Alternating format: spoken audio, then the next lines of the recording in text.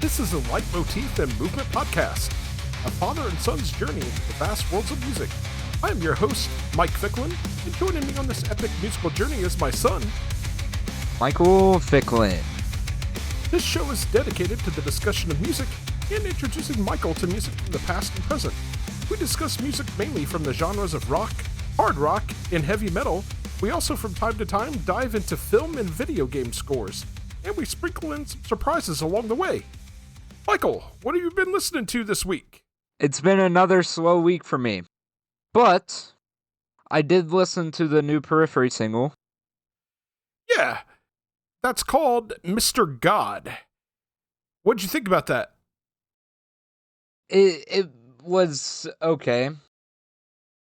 I wasn't whole entirely impressed with it.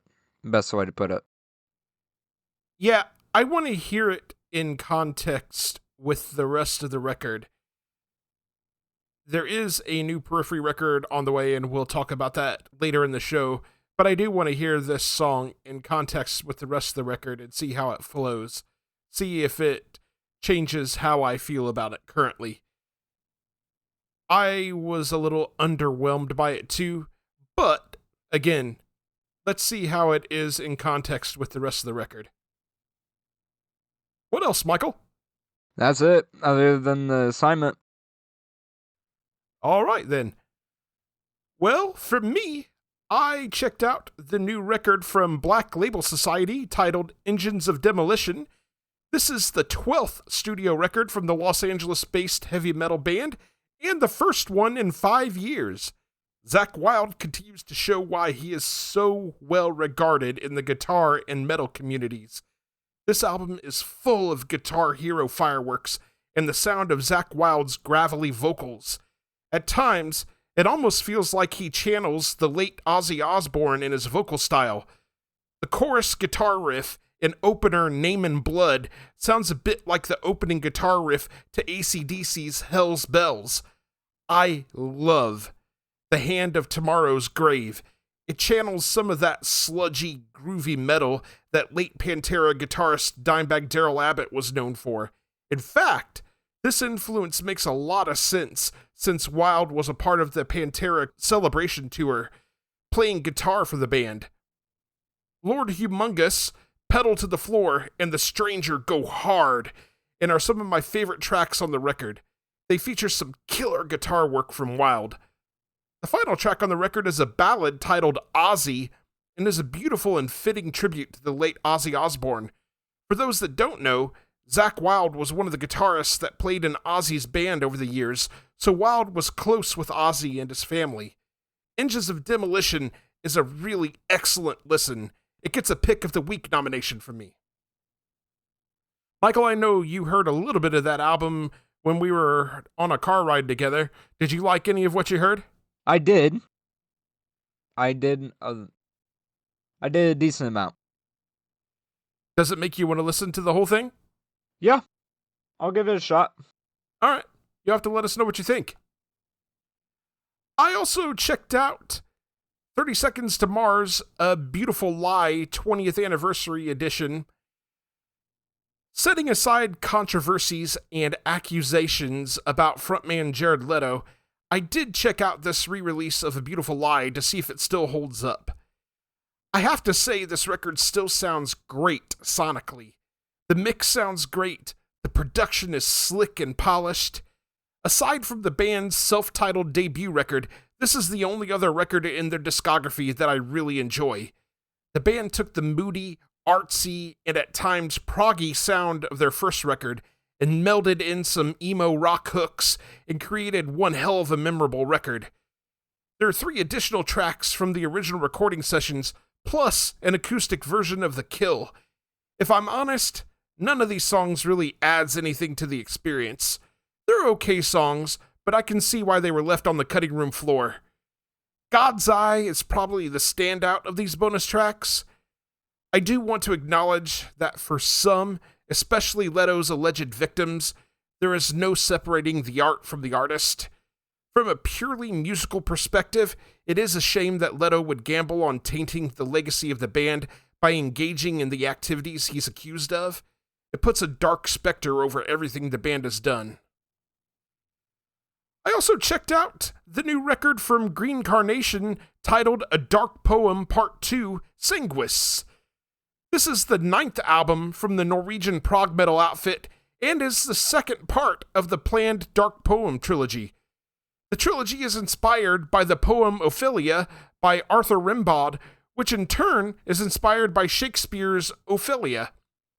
Where the first part of the trilogy, The Shores of Melancholia, focuses on societal issues, the second part dives more into personal and introspective themes. The second act is far less heavy than the first. It's more melodic and melancholic. I'm going to give this a try. I hope I don't butcher it too bad. Singer Ketil Norris is simply outstanding on this album. His vocals have a gentleness and vulnerability to them. Opening track Sanguis opens with a keyboard sound that very much reminds me of Boston. In fact, the sound of the song seems very much inspired by 70s prog. The song is a bittersweet exploration of childhood, and Norris's vocals are suitably melancholic. There are a pair of beautifully written ballads in Loneliness Untold, Loneliness Unfold, and album closer Lunar Tale. My favorite song on the album, though, is Fire and Ice. This song has some of the highest highs on the record. The guitar work is phenomenal, and Norris's vocals soar. Even though the album clocks in at just 37 minutes, the band packs in as much emotion and beauty as they can. It's an amazing listen, and gets a Pick of the Week nomination as well. And last, I checked out the new EP from U2 titled Easter Lily. This is a second surprise drop from the Irish rockers in the last 6 weeks. This EP has a more gentle and brighter tone than the previous Days of Ash EP, but is no less poignant. In a statement from the band, they provided explanations of the inspirations and meanings of the songs. Guitarist The Edge takes lead vocals on opener Song for Hal. The song was written for a friend of the band, musician Hal Wilner, who passed away 6 years ago. The Edge does an amazing job on the vocals, and his guitar riff is gorgeous. In a Life is a song about friendship. It's upbeat, hopeful, and positive. Scars finds the band expressing feelings of acceptance and encouragement. Resurrection Song is about taking a pilgrimage into the unknown with a lover or friend. I love the ethereal soundscape the band creates at the beginning of this song. It's powerful and moving. It becomes more of an upbeat pop rock song as it goes along, but still expresses a touching sentiment. Easter Parade is a devotional song celebrating new life, rebirth, and resurrection. Album closer Coexist, I Will Bless the Lord at All Times, is a lullaby for parents of children caught up in war. Brian Eno provides the keyboards and ambiance. It's a deeply emotional soundscape, very reminiscent of something you might hear in an emotional moment or the finale of a film. I'm not a big fan of the vocals on the song. It feels like Bono is just sort of speaking over the music with no real rhythm. My guess is that it's intended to be like Bono saying prayers. The chorus vocals have a weird robotic effect to them. On the whole, Easter Lily is a gorgeous, if not flawed, follow-up to Days of Ash. Michael, do you have anything else before we move on? I do not.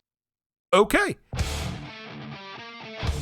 So now we'll get into the art of discovery. This is our segment where we take a listen to a few bands that are either unsigned or just not getting the love we feel they deserve. This is Michael and I's favorite segment on the show. We've got some great bands to check out this time around. We're going to kick things off with a post-math rock band out of the UK. This is Let It Eat You for Fun, with their song, There's Madness in This Method.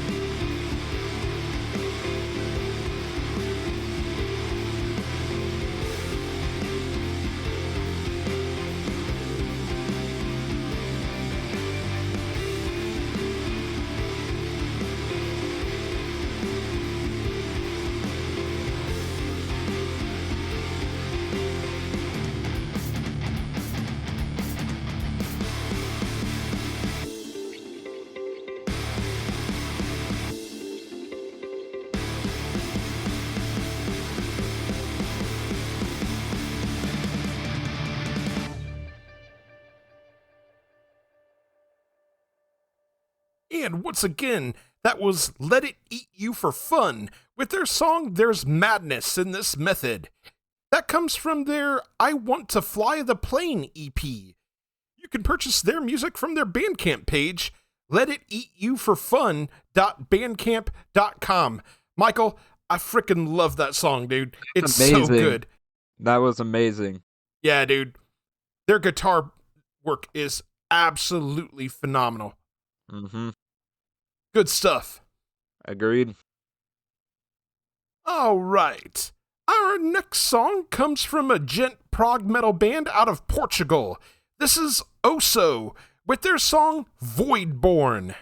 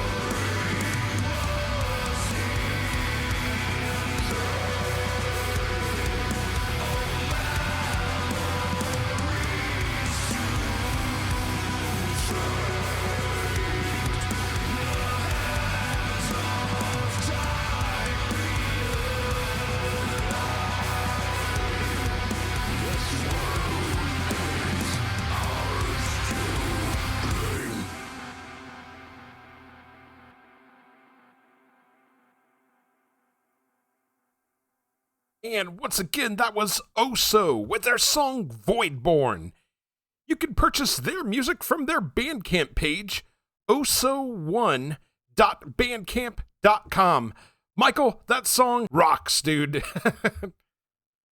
It does. Brings the heavy. It does. Great tune. Agreed. All right. Our final song comes from a metal band out of California. This is Silent Vice with their song Temptress. So I'm performing again, my temptress. And I'm performing again and again and again and again.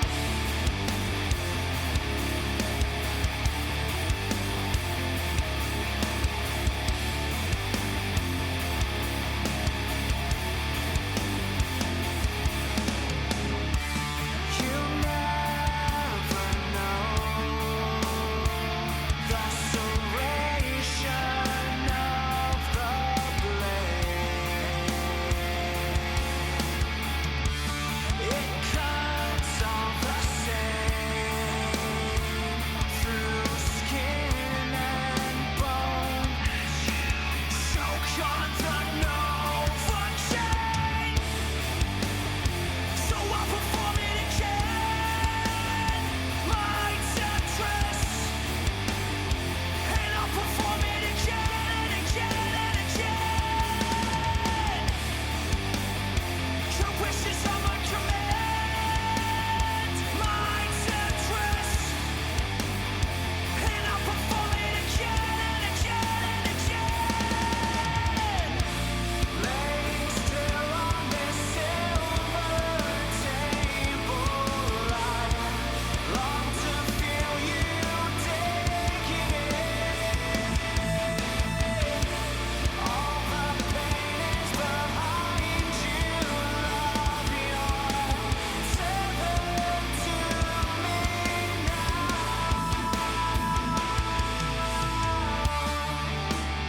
So I'm performing again, my temptress. And I'm performing again for you. So show me where it began, like I sing. And I'm performing again, just for you.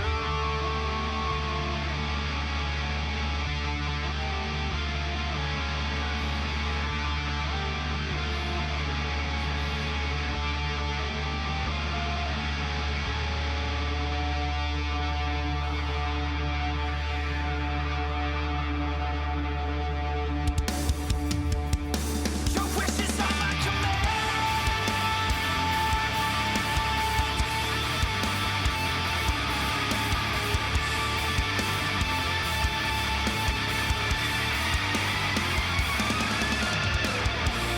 laying still on this silver table. I long to feel you taking it. All the pain is behind you, love. You're tethered to me now.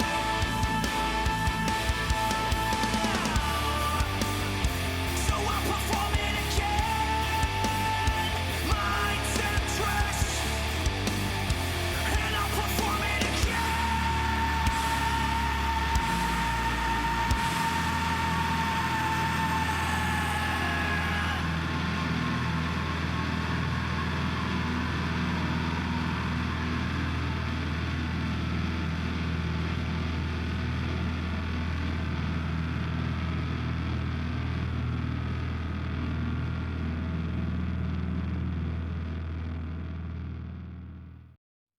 And once again, that was Silent Vice with their song Temptress. You can purchase their music from the iTunes store. Michael, what'd you think about that? Amazing. Great song, right? Outstanding. Yes. Rocks hard. Agreed. All right, with that said, we want to thank all of the bands that we featured on this episode's Art of Discovery. If you would like to be featured on the Art of Discovery, feel free to reach out to us at lightmovepod@gmail.com or shoot us a message on one of our various social media accounts. If we enjoy what we hear, we would love to play a song on our show. All right, Michael, with that said, we're going to move into our main topic. This time, we're breaking down Nine Inch Nails' 1989 release, Pretty Hate Machine. Pretty Hate Machine was released by TVT Records on October 20th, 1989. Frontman Trent Reznor sang and performed most of the instruments, also producing the album alongside Keith LeBlanc, John Fryer, and Flood, with a few other contributors. Although the record was successful, reaching number 75 in the US and receiving highly favorable reviews from critics, Trent Reznor feuded with TVT over promotion of the album and eventually signed with Interscope Records. Pretty Hate Machine was later certified triple platinum by the RIAA, becoming one of the first independently released albums to do so, and was included on several lists of the best releases of the 1980s. In 2020, Rolling Stone ranked Pretty Hate Machine at number 453 on its 500 Greatest Albums of All Time list. Some fun bit of background, Michael. While working nights as a handyman and engineer at the Right Track Studio in Cleveland, Ohio, Trent Reznor used the studio downtime to record and develop his own music. Playing most of the keyboards, drum machines, guitars, and samplers himself, he recorded a demo. The sequencing was done on a Macintosh Plus. Reznor mainly used an Emax, Prophet VS, Oberheim Expander, and Mini Moog as synthesizers. Reznor has stated, "I wasn't proud of a lot of the things I was saying," he recalled, "but I said to myself, well, no one's going to hear this stuff anyway. The record is honest, and that's where its power came from." As mentioned, Trent used an Emax, which was an early digital sampler. He discovered that the machine had a technical limitation. If you sampled a sound and then transposed it down several octaves, it created a distinctive high-end buzzing or digital aliasing. Most engineers at the time tried to avoid that buzzing because it was considered a flaw in the hardware. Trent loved it because it made the pretty synth sounds feel cold and mechanical, the literal machine in the title. Another fun story about this: Robert Patrick, who played the T-1000 in Terminator 2, was a massive fan and used to work out to Head Like a Hole to get into his cold killing machine mindset. He personally brought the song to director James Cameron to suggest it for the soundtrack. Funny. Yeah. Cameron reportedly told Patrick, "No, Arnold prefers Guns N' Roses." This led to the Guns N' Roses recording "You Could Be Mine" for the film. Robert's brother, Richard Patrick, was actually the touring guitarist for Nine Inch Nails at the time, and he, of course, later went on to form the band Filter. Trent Reznor has humorously described Pretty Hate Machine as the all-purpose alternative album, remarking that if you want to stage dive to it, you can, but if you're a big Depeche Mode fan, you can get what you need out of it as well. Pretty Hate Machine was a commercial success and entered the Billboard 200 in February 1990. Although it peaked at number 75 on the Billboard 200, the album gained popularity through word of mouth and developed an underground following. Pretty Hate Machine was certified gold by the Recording Industry Association of America on March 3, 1992, a few years after the album's initial release, for shipping 500,000 units in the USA. 3 years later, in 1995, it became one of the first independently released records to attain a platinum certification. It eventually gained that triple platinum certification on March 12, 2003, with 3 million copies sold in the United States. Pretty Hate Machine spent a total of 115 weeks on the Billboard 200 chart, tying their sophomore album, The Downward Spiral, as their longest charting effort. The album has also been certified silver by the British phonographic industry on November 1st, 1995, following its number 67 peak on the UK albums chart. Rolling Stone awarded it 4 stars out of 5. Some pretty high praise there. Yes, very high praise. As mentioned, Trent Reznor did the vocals, all of the arrangement, continuity, digital editing, programming, production, mixing, and engineering. The dude did everything. Wow. Crazy. All right, Michael, with that little bit of background out of the way, let's dive into our track-by-track breakdown. The album kicks off with track number 1. This is Head Like a Hole. Michael, what do you got on this? I love the like tone of the guitar on this song, and also like the different like tuning with that he did. I just love it. Love it. And the vocals just add on amazingly onto it. It's amazing. There's not enough I can describe. And it makes sense why this is the most popular song on the album. How many listens? 94 million. I believe it. I bet it's probably up there as far as most popular Nine Inch Nails songs in general. It is, let's see. Because Spotify can also be incorrect sometimes on it, how it ranks. It looks like it falls 4th. Not bad. I bet it's definitely the most popular song from this album in that ranking. Yeah, though. I did state that. Yeah. But it's a great opener. Yeah, it is. This song is a killer way to open an album. It's got an amazing groove, despite the very dark lyrics and tone. I've always enjoyed the guitar tone on this song during the chorus. To me, it's very distinctly Nine Inch Nails. Reznor didn't use traditional amps for a lot of this record. Instead, he was plugging the guitars directly into the console and used early digital processors to create that jagged, non-organic sound, like a machine trying to sound like a guitar. I'm not sure any guitar tone is the same. Reznor delivers the lyrics with spite and a sarcastic sneer. The chorus is this big anthemic feeling affair as Reznor screams, "Head like a hole, black as your soul, I'd rather die than give you control." There's a power and defiance in his delivery of those lines. It's so damn satisfying. This song also represents the first time we're introduced to Reznor's gift for building dark and sinister soundscapes.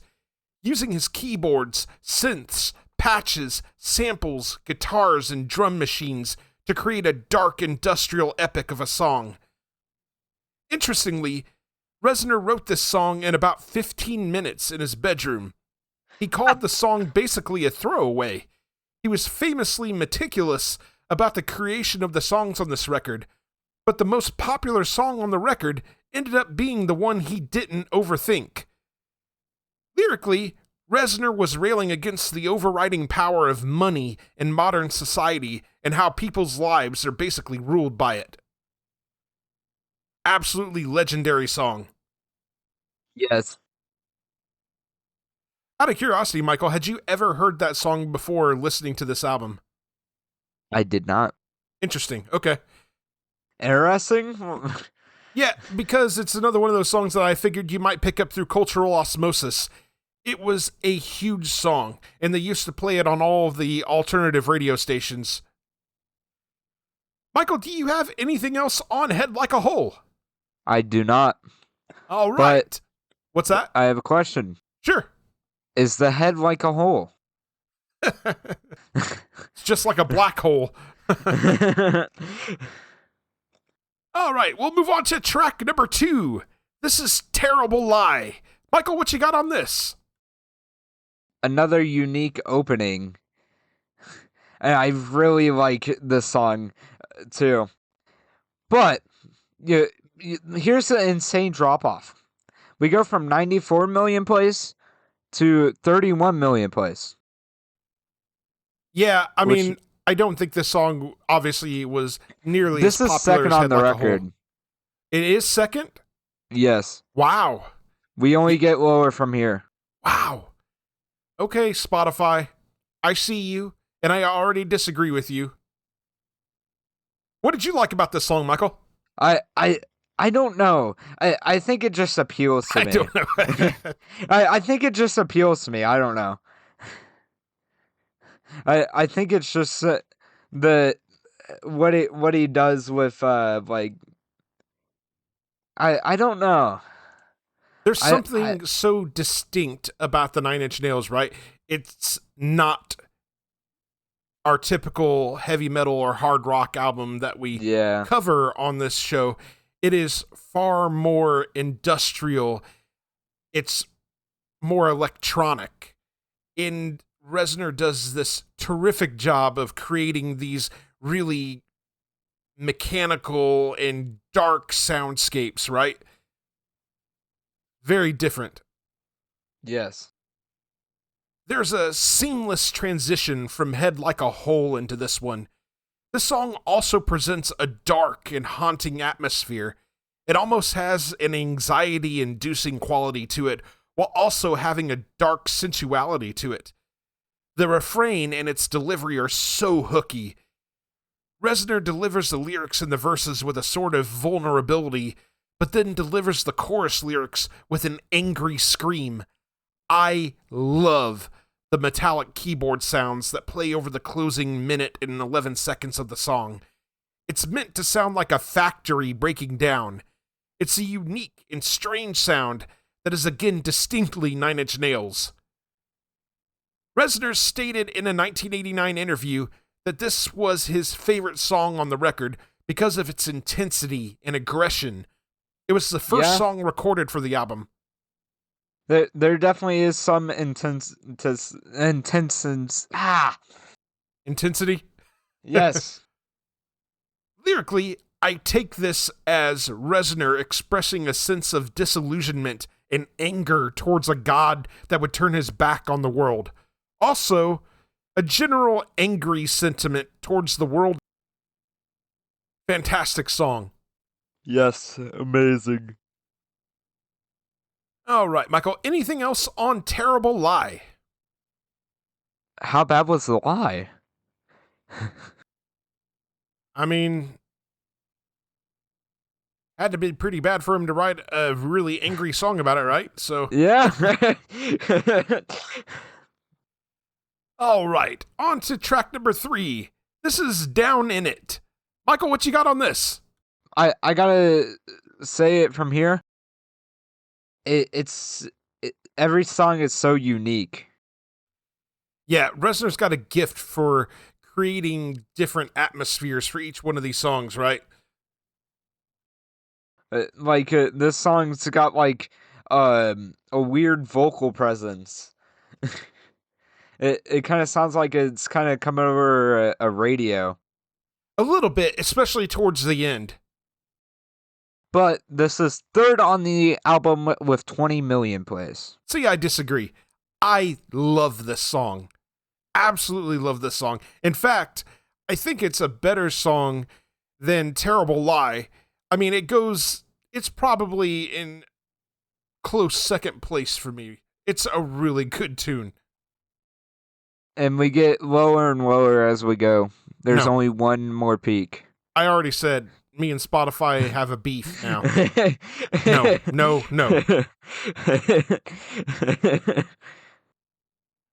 What did you think about this one, Michael? I liked it. It's really unique. It compared to a lot of it's different than most of everything. Tell me that you don't find yourself singing along to the chorus, man. The chorus is so hooky. Him singing "I was up above it, but now I'm down in it." It's it's such a memorable chorus. It's hooky as hell. Yes, it is. It is very hooky. Did it remind you of anything? It did not. Like I Interesting. said, it's really, really unique. So to me, there's like an almost 80s funky hip hop feel to this one. The song opens with this really deep bass line before getting into the song proper. Reznor delivers the lyrics in a sort of spoken word storytelling style during the verses. During the chorus, he delivers the lyrics with an angry attitude. I love the sampled crowd noise that gets played during the chorus. We also get more of that very distinct guitar sound on this song.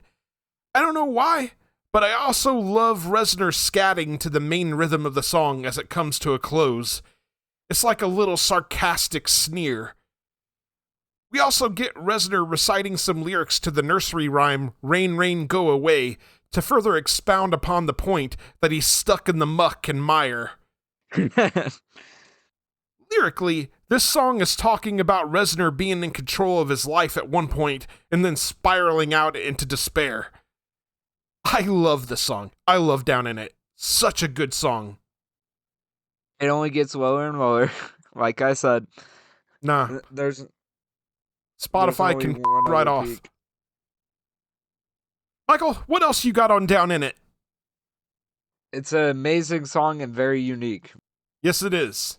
Now, what is he down in? Man, I don't really want to know. There might be some stanky stuff. All right, moving on to track number 4. This is Sanctified. Michael, what you got on this? 12 million plays. Whatever. I disagree with this. You already know feel why I do. this, I find this song very catchy. What do you like about it? Let's talk about it. I just really like the uniqueness. Also, I really like the vocals, and I like the nice funky like guitar riff. You know? Yep. I think that Reznor has a gift for creating these really interesting atmospheres, right? It's sometimes unsettling, Yeah. sometimes claustrophobic, sometimes downright scary, sometimes angry. Sometimes it's really danceable despite the really dark lyrical content. What do you describe this? Yeah, I mean, it definitely has a really unsettling atmosphere. Its opening kind of reminds me of the music to the old Unsolved Mysteries TV show. When I was a kid, I thought that song had a scary vibe to it. There's a funky bass line that carries the verses. We get more of that distinctive Nine Inch Nails guitar sound here during the chorus. There's a hypnotic vibe to this song. Reznor's lyrics have a very sensual connotation to them. We get some Gregorian chants around the halfway point that gives off a sort of religious feel. Things pick up around the 4.5-minute mark. Reznor delivers the lyrics with more passion. The drums become more pronounced. Very creepy ending as the closing notes become more distorted and dissonant. Lyrically, I think this song is about struggling with addiction and obsession, perhaps with drugs or within a romantic relationship, yearning for release from this toxic relationship, cleansing oneself of it. Michael, have you ever heard that Unsolved Mysteries TV show theme? I have not. We'll have to play it for you sometimes. I bet once you hear it, you'll understand exactly what I'm talking about with this song. Michael, do you have anything else on Sanctified? Is he sanctified? Maybe.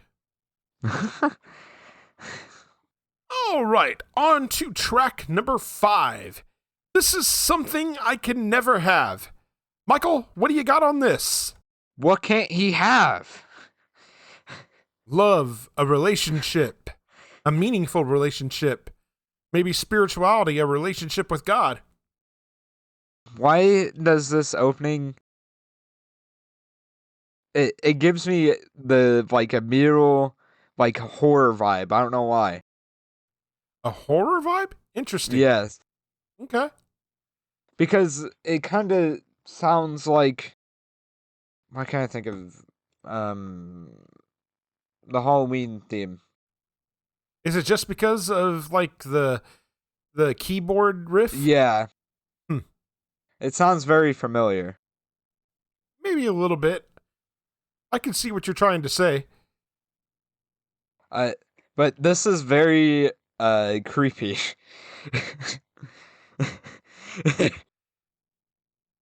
With the vocals and the instrumental work, you get the full creep vibe. See, I got a completely different vibe from this song. I'm getting creeped out. This is not the song I get creeped out by at all. What does Spotify say about this song? 16 million plays. Absolutely not. No, no, no, no, no, no, no, no. That just makes me mad. Urgh. That was not needed. This is one of my favorite Nine Inch Nails songs ever. I do prefer the more stripped down version from the Still EP, but this version is still good. The keyboard riff is a haunting, emotional piece. The additional atmospherics create a bluesy, melancholic, cinematic feeling. Reznor's vocals are soft and vulnerable during the verses. The chorus adds additional atmospherics that kind of sound like clapping and or cymbals crashing that have been run through the effects board. These sounds were created to sound like the instruments were breathing or dying. Reznor gets more passionate in his delivery each time we get into the chorus again. I also want to point out that his vocal melodies on this song are sheer perfection. They have hooks for days, especially during the chorus. It's a beautifully haunting song that stays with you long after it's over. Lyrically, this song deals with themes such as lost love, regret, and emotional pain. It may also lean towards dealing with suicidal thoughts. Michael? Got anything else on Something I Can Never Have? You know, with the like crashing thing that you were talking about, I kind of think it kind of sounds like an industrial like something that would happen like a noise that you would hear in a factory. Yeah, like crashing steel or whatnot. Yeah. Yeah, I could see it. All right, Michael. We'll move on to track number 6. This is Kinda I Want To. What you got on this? 7 million plays. Which means it is the lowest on the record. Totally ridiculous. Spotify. Wait, we have one more song after this, and then it's just straight single digit millions. Anyway, what do you got on this? I really enjoy this song. I very, very, very, very, very, very, very much disagree with Spotify. What do you like about it? I just like the there's so much going on, you know, like you got like I don't know how to describe it. There's so much going on. Lots of atmosphere, right? Yes, and it's all enjoyable. We come off the most emotional song on the record into a harsher industrial rock sound. It's very electronic and metallic sounding all throughout. There are some very cool sounding keyboard tones on this song. The mood of this song is very dark. maybe even sensual. Around the halfway point, the song shifts into this hip-hop sounding section that includes that iconic and distinct Nine Inch Nails guitar sound. Reznor's vocals have a dark, mysterious quality to them during the verses. As we move towards the song close, the music feels more claustrophobic and anxiety-inducing. Reznor screams out, "I want to." It's very sinister and visceral. Lyrically, Reznor is exploring some dark places of the human psyche, including themes of temptation and desire, struggling within on whether or not to indulge in feelings or behavior that may not be socially acceptable. Michael, do you have anything else on Kinda I Want To? I do not. All right. So we'll move on to track number 7. This is Sin. Michael, what do you got on this? This is the fourth most popular track on the album at 19 million plays. Yeah, I totally believe it would be one of the most popular tracks. It was another one of the singles, and it is a really good song. I disagree with the amount of listens, but that's another thing entirely. You know, I'm surprised it's not higher. Where would you put it? No, I was saying like plays wise, because Nine Inch Nails their monthly listeners are almost 6 million. They're a really popular group. I'm just surprised that it's not higher, like in plays. I totally agree. This is what we talk about all the time about people being singles listeners, right? They don't listen to an entire record. And that kind of stuff just irritates me. Like, there's more than just the singles, folks. Listen to the album cuts. Listen to the deeper stuff. You get more out of it that way. I really enjoy this song. It's another unique song, but I really like it. I really like the instrumental and atmosphere that is provided on this song. He sounds very angry at some points in his vocals. Yeah, he does, doesn't he? Yeah. And then, like, during the chorus, you just get, like, the full anger vibe out of it. It's very dark. Yeah. Yeah, this song gives off a very dark, unsettling, and sexual atmosphere. Even Reznor's lyrics... Yes. Even Reznor's lyrics seem to be loaded with sexual innuendo. I almost get the vibe that maybe Reznor's talking about being involved with a dominatrix. His delivery is passionate and has a sort of dark hunger in their tone. It's like he wants to be told what to do. He wants to be submissive. There's an intense, driving rhythm to this song. The bass line is very funky and helps make this song very danceable. It's dirty and even a bit erotic, but this is another favorite of mine on this record. Lyrically, I think this song is about anger, control, or a struggle for dominance and betrayal in a relationship. These are all extremely dark, raw, and intense emotions. Great tune. Agreed. Michael, do you have anything else on Sin? I do not. Okay. But what sin did he commit?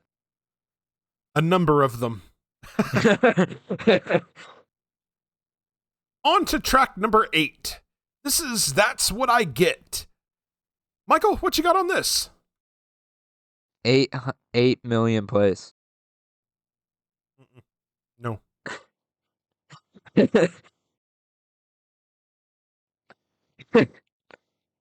I really like this intro. It's got that like full computing vibe to it. I really like that. And I like his vocals a lot. And I kind of like the pauses in between. at the beginning of the song once we get into the vocals. It's another one of those songs that has a unique atmosphere. Yes. I know this song came before The Cure's song Burn from the Crow soundtrack, but the opening to the song always reminds me of Burn. We get into a dark, cinematic atmosphere after the opening. The music is less dense than other songs on the record, but no less intense. Reznor's vocals are full of pain and have a sense of vulnerability to them. Around the 3-minute 14-second mark, the song shifts into a more heavy, industrial sound. Reznor's vocal delivery gets more angry and passionate. As the song goes into its close, it feels dark, mysterious, and haunting. Lyrically, I think this song is again looking at themes of betrayal and emotional pain. Reznor is heartbroken over a relationship gone bad. Michael, do you have anything else on That's What I Get? What does he get? On. Oh. Not literally. All right. Moving on to track number 9. This is The Only Time. Michael, what you got on this? What is it time for?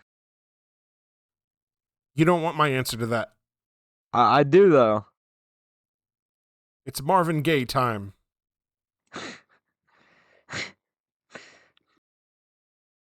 I figured out why there's a advisory on this song. For sure.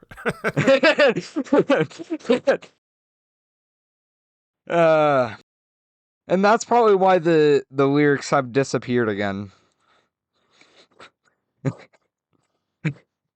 I've been figuring out which songs have the lyrics on it on Spotify, and this song and a couple of other songs don't have the lyrics. It's probably for the better that the song doesn't have the lyrics. You can always look them up elsewhere. I don't think anybody wants to look it up elsewhere. I think it's pretty straightforward. It doesn't mince words. No.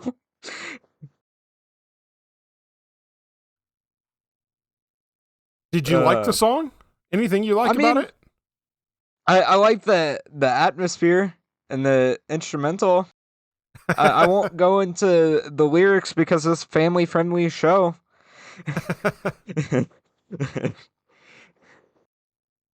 Musically, this feels very much like a really dark Prince song. It's got a really funky feel to it. It's slow and rhythmic. Something meant for some dirty dancing. There's an intense amount of desire and sexual tension in Reznor's vocals. I feel like you'd hear this song playing in a dance club scene in a film where the primary characters are really grinding up on each other, leading them eventually to heading home into the bedroom. Okay. I love the lyrics to the chorus. I find them to be memorable and hooky. Reznor is straight up admitting that he's lusting after the object of his desire. Nah, oui. Lyrically, I think this song is dealing with lust and desire and the consequences of getting into that temptation. It's almost like what happens in the car.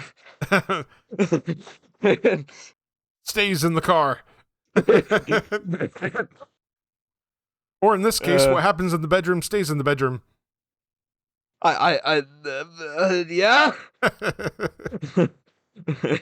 There's a very obvious reason why there's a parental advisory. For sure. It literally says explicit. E for explicit. Yep. Michael, do you got anything else on The Only Time? It's literally the definition of something that would come out of Maynard's category of mind. All right, Michael. We'll move on to the final track on the record. This is track number 10. This is Ring Finger. Michael, what you got on this? Wouldn't the tracks be switched in context? I mean, maybe.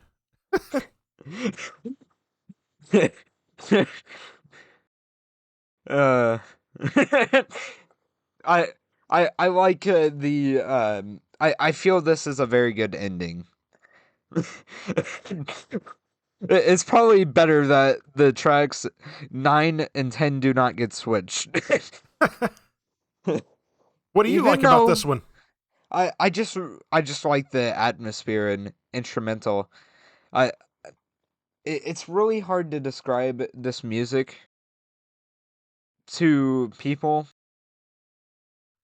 It's better. It's like a darker listen. form of dance music. It's better to listen to than you do have to listen experience it. it. Yeah, you do need to experience it. It's the best I can describe it is it's like a darker form of dance music with a bit of metal influence to it. It's funky and danceable, but it's still got these haunting atmospheres to it. Yeah, just a tiny bit haunting. Just an itsy bit. The sound of the keyboards as this song opens up is very 80s synthwave. It's a simple melody, but provides an infectious rhythm. The chorus provides a darker, more ominous feel. There's an air of mystery and the forbidden. There's some interesting changes in the song, including a breakdown around the 2-minute 8-second mark that includes what sounds like gunshots, then getting into a brief bit of guitar work before going back to the synthwave sound. The weird gunshot guitar section returns, with a little less than 2 minutes to go before the song shifts to something else. This includes a record scratching, additional synth work, and the guitar coming in and out. It's an intense way to finish the song out. Lyrically, I again think Reznor is towing the line between obsession and romance. Michael, do you have anything else on Ring Finger? Did he get a ring? Or maybe he put a ring on it? All right, Michael, that's going to take us to our final thoughts and our overall album ratings. Let's go ahead and get your final thoughts and your rating out of 5. I think this was very good. It's really, really unique, though, compared to a lot of stuff that we've listened to so far. It's a good unique, though. Yeah. And I recommend that you listen to this on your own, all the way through. Let's bring up those plays on Spotify. I'm gonna have to give it a 5 out of 5. Michael gives it a perfect score. All right. Well, for me, revisiting this record was a lot of fun.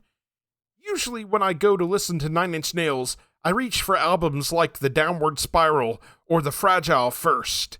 Pretty Hate Machine has some amazing gems, though. This album serves as a perfect bridge between Reznor's synthwave and funk influences and the darker, more industrial turn he would take on 9 Inch Nails' next record.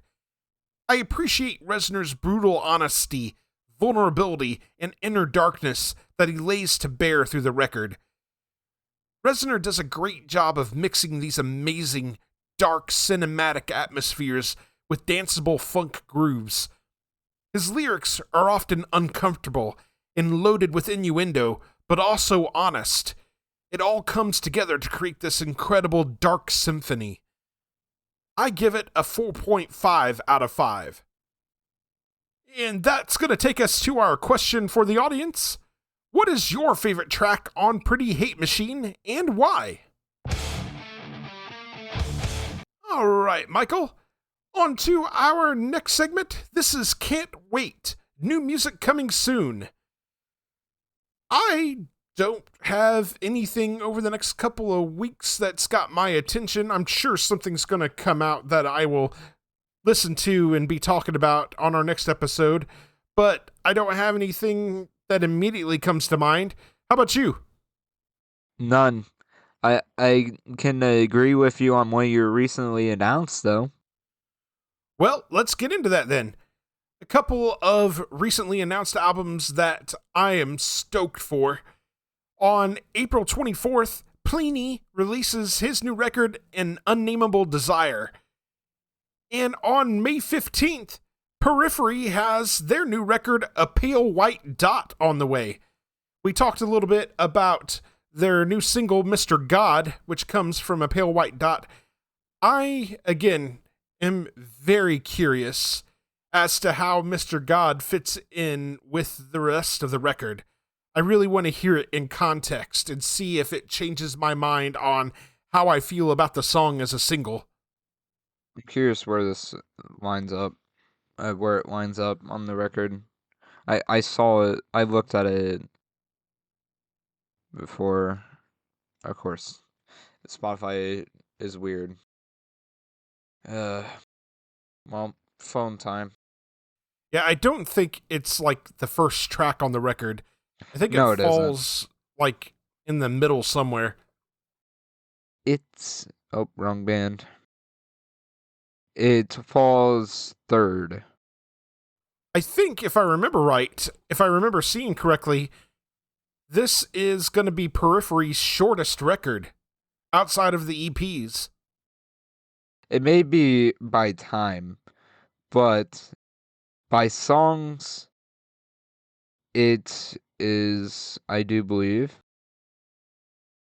the tied with P1 or Periphery, just the self-titled record. There is some speculation that this might be a return to like the thematic albums like Juggernaut. So if that's what this is, it makes me even more excited for it. If the rumor is true that it's gonna be one of the shortest albums out of, would the Juggernaut albums be considered EPs? No. They're full records. Then it would be shorter than 39 minutes. Yep. Because Omega is at 39 minutes. Like I said, I'm pretty sure this 39 is going to minutes. be the shortest Periphery record in terms of total time. But I am curious what's to come, so Me looking too. forward to hearing the whole thing. All right.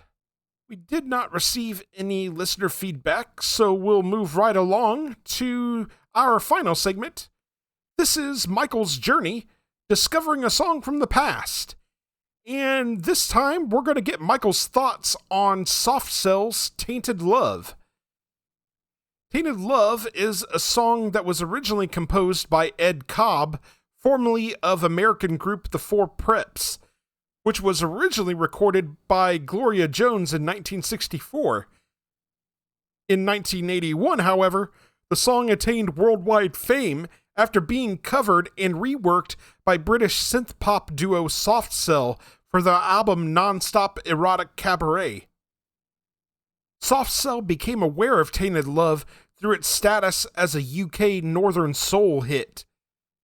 In 2010, DJ Ian Frank Dewhurst claimed he was the first person to play the song for Mark Almond, the vocalist for Soft Cell.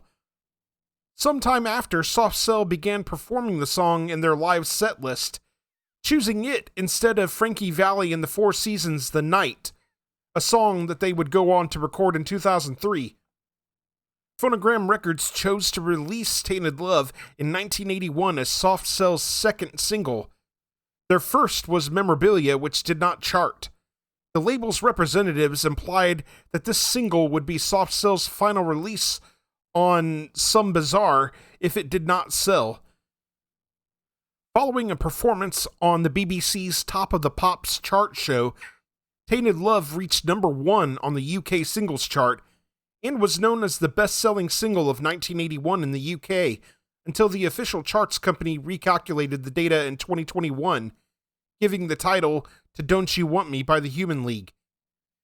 Tainted Love had 1.05 million sales in the UK in 1981, with that total increasing to 1.35 million copies as of August 2017.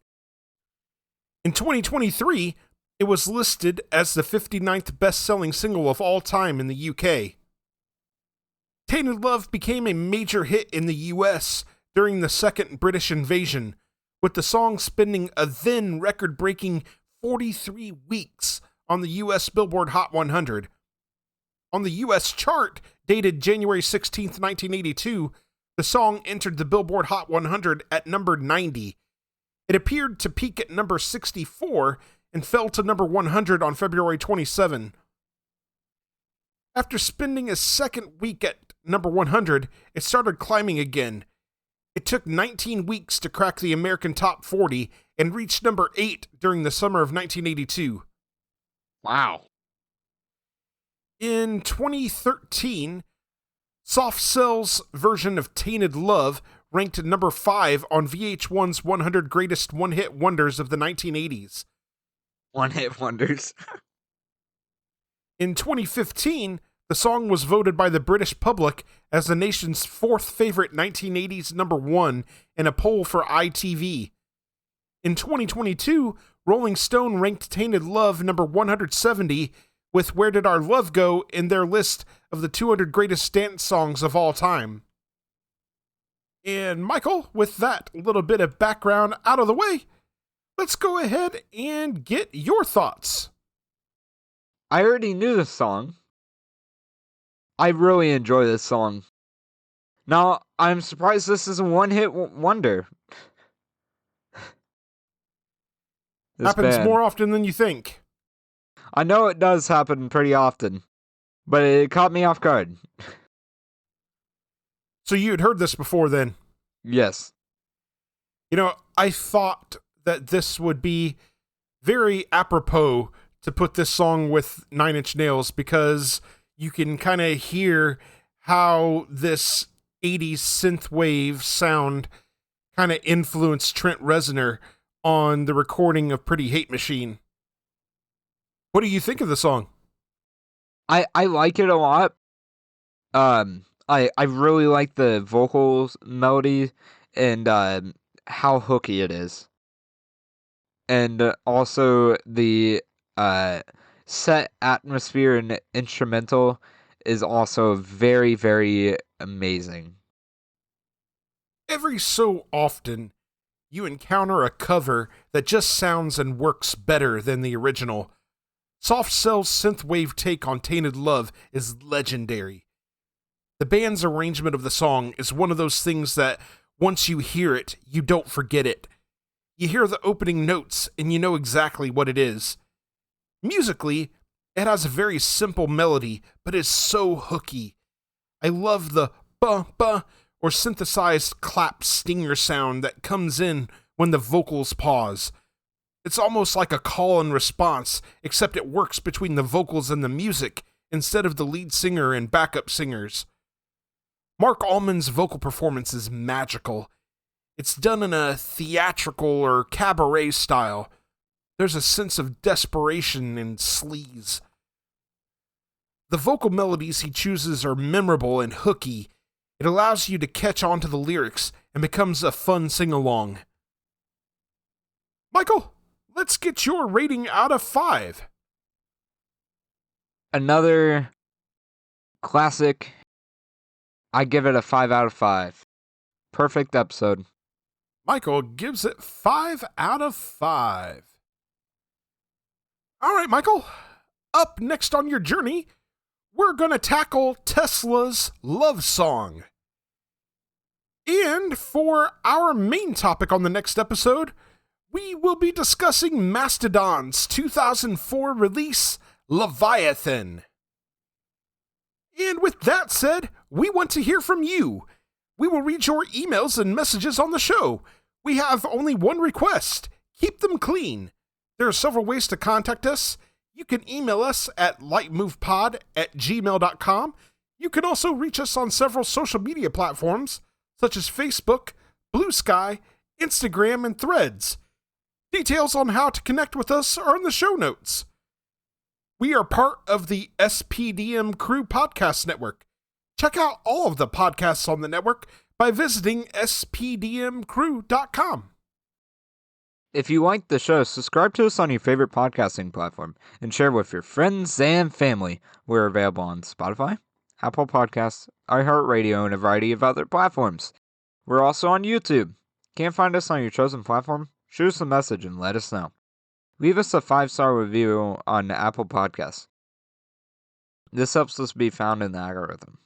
Make them good and we'll read them on the air. Are you in a band and you'd like for us to check you out and possibly drop a recommendation on the show? Shoot us a message. We'd love to check you out and give you a shout.